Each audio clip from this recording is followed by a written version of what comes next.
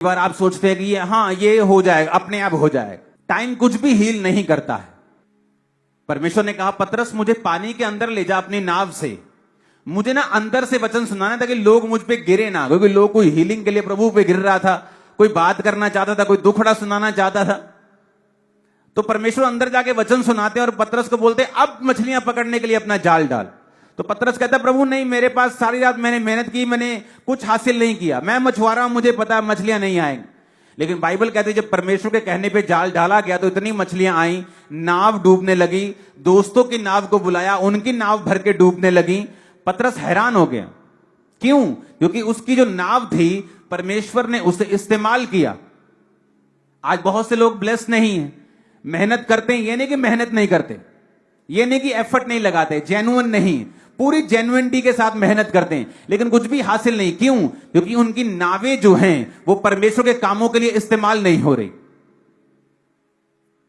एक समय है परमेश्वर आपको अलाउ करता है, आप कम काम करते हैं, वो अलाउ करता है, वो धीरज रखता है, पेशेंस रखता है। लेकिन एक समय आता है जब परमेश्वर कहता है बस, नो मोर पेशेंस, अब नहीं, अब तुम्हारा टाइम पूरा हो चुका है, मैं चाहता हूं तुम मुझे फल दे। जिस काम के लिए इस पेड़ को लगाया गया था वो पेड़ फल अब मुझे चाहिए।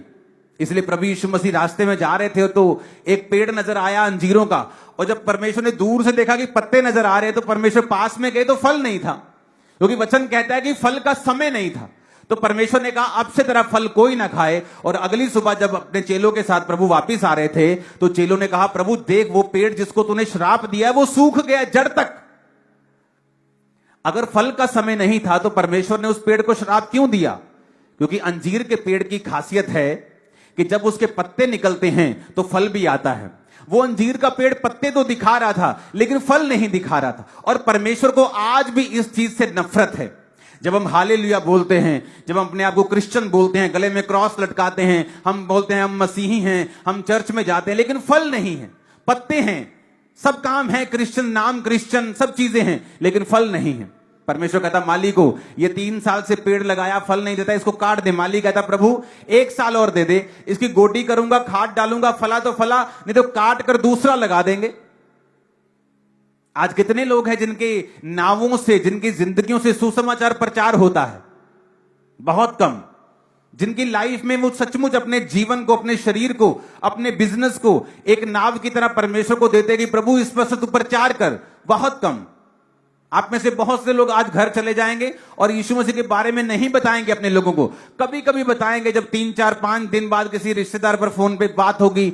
इतना सीरियस नहीं है हम परमेश्वर के लिए, इसीलिए हम ज्यादा मेहनत करते हैं और फल हमें कम मिलता है। तो परमेश्वर कहता है कि अगर तुम्हारा जीवन उसकी महिमा के लिए इस्तेमाल नहीं होता तो होता क्या है? परमेश्वर को आपको नुकसान नहीं करता, पर आपके लाइफ में क्या होता है? फिर इंसान ये डायलॉग मारता है, मैं मेहनत बड़ी करता यार, पर मैंने फल नहीं मिलता कोई। मैं बड़ी मेहनत करता हूं लेकिन मेरे जीवन में फल नहीं। मैं बिजनेस सारा दिन दुकान पे बैठता हूं लेकिन मेरे जीवन में फल नहीं। क्यों फल नहीं? क्योंकि आपका जीवन, आपकी नाव जो है वो परमेश्वर के कामों के लिए समर्पित नहीं है। हालेलुया।